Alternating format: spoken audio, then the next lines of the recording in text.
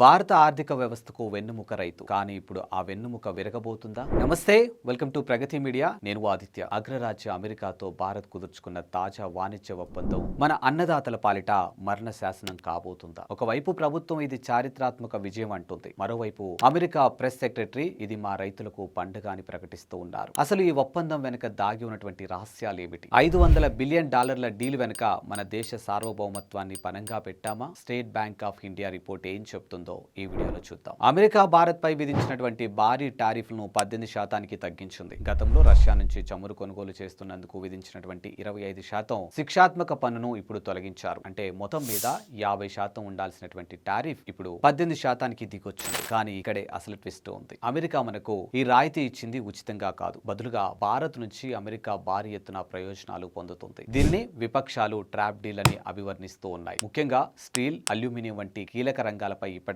25% అదనపు భారం కొనసాగుతూనే ఉండటం గమనార్హం. ఈ డీల్ ను అర్థం చేసుకోవాలంటే ముందు మనం రెండు దేశాల మధ్య ఉన్నటువంటి వ్యత్యాసాన్ని చూడాలి. ఇక భారతదేశానికి సంబంధించినటువంటి రైతులకి సంబంధించి అప్డేట్ చూసుకుంటే మన దేశంలో కిసాన్ సమ్మాన్ నిధి కింద ఒక రైతుకు ఏడాదికి అందేది కేవలం $6,000. అదే అమెరికా రైతుకి అమెరికా ప్రభుత్వం తన రైతులకు ఇచ్చే సబ్సిడీ ఎంతో తెలుసా? ఏడాదికి సగటున 60 లక్షల నుండి 1.5 కోట్ల రూపాయల వరకు సబ్సిడీ ఇస్తుంది. పత్తి, చక్కెర, బియ్యం వంటి పంటలపై అమెరికా 50 నుండి 215% వరకు సబ్సిడీలు ఇస్తుంది. అంటే వారు అతి తక్కువ ధరకే పంటను పండించగలరు. ఇదే భారీ సబ్సిడీలతో వచ్చే అమెరికా ఉత్పత్తులను అప్పుల్లో ఉన్న మన దేశ పేద రైతు ఎలా ఎదుర్కోగలడు? ఇది అసమాన పోరాటం కాదా అన్నట్టుగా ఇప్పటికే చాలా మంది విశ్లేషకులు మాట్లాడుతూ ఉన్నారు. ఫిబ్రవరి 2న ఒప్పందం కుదిరిందని ప్రకటించారు. కానీ విచిత్రం ఏంటంటే ఈ రోజు వరకు కూడా ఆ డీల్లో ఉన్నటువంటి పూర్తి నిబంధనలు ప్రభుత్వం బయట పెట్టలేదు. మార్చి మధ్యలో సంతకాలు జరిగే వరకు వివరాలు చెప్పలేమని ప్రభుత్వం అంటుంది. కానీ వివరాలు తెలియకుండానే ఎంపీలు ప్రధానికి పూలమాలలు వేసి సంబరాలు చేసుకుంటున్నారు. అందుకే ప్రతిపక్షాలు దీనిని ట్రాప్ డీల్ అని పిలుస్తూ ఉన్నారు. వాణిజ్య మంత్రి పీయూష్ గోయల్ డైరీ,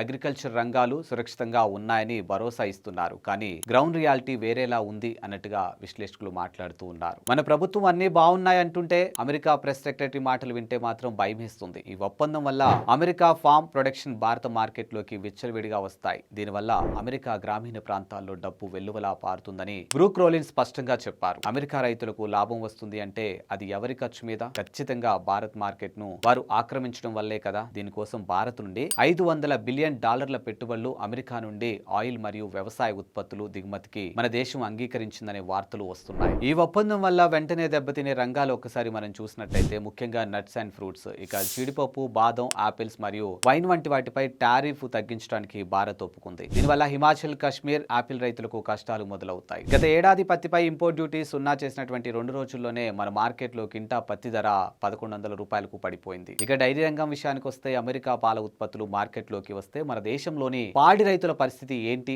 అనే ప్రశ్న కూడా వినిపిస్తుంది. ఒకవైపు టెక్స్టైల్స్ కంపెనీలకు తక్కువ ధరకు ముడిసరుకు దొరుకుతుందని ప్రభుత్వం చెప్తూ ఉంది. కానీ ఆ ముడిసరుకు వెనుక మన రైతు కన్నీళ్లు దాగి ఉన్నాయని చాలా మంది విశ్లేషకులు మాట్లాడుతూ ఉన్నారు. ఈ ఒప్పందంలో మరో భారీ ట్విస్ట్ చమురు. రష్యా నుంచి మనం తక్కువ ధరకు చమురు కొంటున్నామని అమెరికా గతంలో 25% శిక్షాత్మక పన్ను వేసింది. ఇప్పుడు ఆ పన్ను తీసేశారు. కానీ షరత్ ఏంటంటే రష్యా నుంచి కొనుగోలు తగ్గించి అమెరికా నుండి ఎల్ఎన్జీ మరియు క్రూడ్ ఆయిల్ కొనాలని. గత ఏడాది మన దిగుమతుల్లో రష్యా వాటా 31% ఉంటే అది ఇప్పుడు 9%కు పడిపోయింది. అంటే తక్కువ ధరకు వచ్చే రష్యా చమురును వదులుకొని అమెరికా చెప్పినటువంటి ధరకు మనం ఇంధనాన్ని కొనాలి. ఇది మన దేశ ఇంధన భద్రతను వేరే దేశం చేతుల్లో పెట్టడం కాదా అని విశ్లేషకులు మాట్లాడుతూ ఉంటారు. ఒకవైపు మేక్ ఇన్ ఇండియా అనే నినాదాలు ఇస్తూనే మరోవైపు అమెరికా వస్తువుల కోసం తలుపులు బార్లగా తెరవడం ఏంటి? $500 బిలియన్ విలువైనటువంటి అమెరికన్ వస్తువులు మన దేశంలోకి వస్తే మన చిన్న తరహా పరిశ్రమల పరిస్థితి ఏంటి? డొనాల్డ్ ట్రంప్ పెట్టినటువంటి షరతులకు మోదీ ప్రభుత్వం తలొగ్గిందా? పార్లమెంట్ లో చర్చించకుండా కేవలం సోషల్ మీడియా ద్వారా ఇలాంటి భారీ ఒప్పందాలను ప్రకటించడం మన ప్రజాస్వామ్య సాంప్రదాయాలకు విరుద్ధం కాదా అని ప్రశ్నిస్తూ ఉన్నారు. ఫ్రాన్స్ లాంటి దేశాల్లో రైతులకు అన్యాయం జరుగుతుంటే ప్రజలంతా రోడ్లపైకి వచ్చి అండగా నిలబడ్డారు. మనం కూడా కేవలం $2 తక్కువకు వస్తుంది కదా అని